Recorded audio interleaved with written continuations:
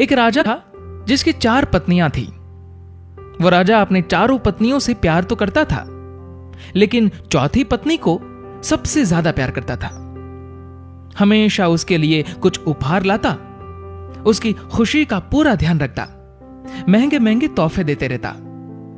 साम्राज्य में सबसे बेहतरीन चीजें वो उस चौथी पत्नी को दे दिया करता था। उसी राजा की तीसरी पत्नी बहुत खूबसूरत थी, इसलिए वो उसका इस्तेमाल करके पड़ोस के राज्यों में दिखावा करता। वो उससे सिर्फ इसलिए प्यार करता था क्योंकि उसकी मदद से वो पड़ोस के राज्यों के राजाओं को जलाता रहता था। उसी राजा की जो दूसरी नंबर की पत्नी थी, वो बहुत अच्छी थी, शांत स्वभाव वाली थी और गुणों से संपूर्ण थी। जब भी राजा को अपने राज्य में कोई बड़ी समस्या का सामना करना पड़ता था या कोई बड़ी मुसीबत में होता और उसे फैसले लेने में दिक्कत होती, तब वो राजा दूसरी नंबर की पत्नी के पास जाता और वो इतनी बुद्धिमान थी कि बहुत आसानी से राजा की बड़ी से बड़ी समस्या का हल बताकर राजा को खुश कर देती। अब राजा की जो पहले नंबर की पत्नी थी, वो बहुत वफादार, बहुत ही ईमानदार थी। वो हमेशा राजा की सेहत का ध्यान रखती, राजा की संपत्ति की रक्षा करती और हमेशा उसको राजा के सेहत की फिक्र रहती। लेकिन राजा इस पत्नी के मामले में बहुत ही नादान था। राजा इस पहली पत्नी को शायद ही कभी नोटिस भी करता। प्रेम तो बहुत दूर की बात, पूरे दिन में शायद ही एक बार भी इस पत्नी का ध्यान भी आता। एक दिन राजा बीमार पड़ गया, इतना बीमार कि उसे यह एहसास हो गया था कि वो अब हमेशा के लिए इस दुनिया से विदा होने वाला है। उसे भनक लग गई थी कि किसी भी वक्त उसकी मृत्यु हो सकती है। उसके मन में यह ख्याल आया कि अभी जीवित अवस्था में तो उसके पास 4 पत्नियां हैं, लेकिन मरने के बाद तो एकदम अकेला हो जाएगा।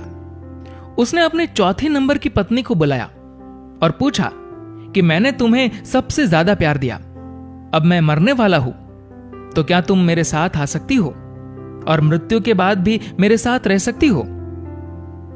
चौथी पत्नी बिना एक भी शब्द बोले राजा से दूर चली गई। राजा को उसका यह रूप देखकर बहुत दुख हुआ। उसने अब सोचा कि वक्त बर्बाद करने से कोई मतलब नहीं है, इसलिए जल्दी से उसने अपनी तीसरी पत्नी को बुलाया और वही सवाल दोहराया कि क्या तुम मेरे साथ मर सकती हो और मृत्यु के बाद तुम मेरे साथ रह सकती हो? तीसरी पत्नी ने भी सीधा मना कर दिया, ये कहकर कि जिंदगी बहुत अच्छी है और तुम्हारे मरने के बाद मैं किसी और से शादी कर लूंगी। जब ये शब्द तीसरी पत्नी से सुने तो राजा का हृदय एकदम से टूट गया। अब बिना देर किए उसने अपनी दूसरी पत्नी को बुलाया और वही सवाल दोहराया। राजा ने सोचा, अभी तक हर समस्या का समाधान इस दूसरी पत्नी ने किया है, तो इसका भी हल उसके पास जरूर होगा। लेकिन राजा को इस बार भी निराशा ही हाथ लगी। इस पत्नी ने कह दिया कि माफ करना, क्योंकि इस बार मैं आपकी कोई मदद नहीं कर सकती। राजा पूरी तरह से टूट गया। फिर बाहर से एक आवाज आई कि मैं तुम्हारे साथ चलूंगी, चाहे तुम जहां भी जाओ मैं साथ दूंगी। राजा ने आंखों में आंसुओं के साथ नजरें उठाई और देखा तो ये पहली पत्नी थी। ये पहली पत्नी बहुत बीमार और दुखी दिख रही थी। राजा ने कहा, शायद मुझे तुम्हारी देखभाल ठीक से करनी चाहिए थी, मैंने तुम्हारा ध्यान नहीं रखा। जिंदगी का सच यही है, हम सबकी भी 4 पत्नियां हैं। चौथी पत्नी है हमारा शरीर, पूरी जिंदगी सजाकर रखते हैं, लेकिन मृत्यु पर यह हमें छोड़ देता है। तीसरी पत्नी है हमारी संपत्ति और हमारा पद। जब हम मरेंगे तो यह सब किसी और के पास चला जाएगा। दूसरी पत्नी है हमारा परिवार, हमारे दोस्त, हमारे रिश्तेदार।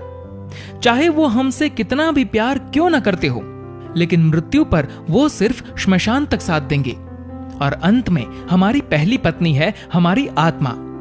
शरीर, संपत्ति, सुख सुविधा में हमेशा हम हमारी आत्मा को भूल जाते हैं, लेकिन जीवन का कड़वा सच यही है कि सिर्फ और सिर्फ हमारी आत्मा ही हमारे साथ रहेगी।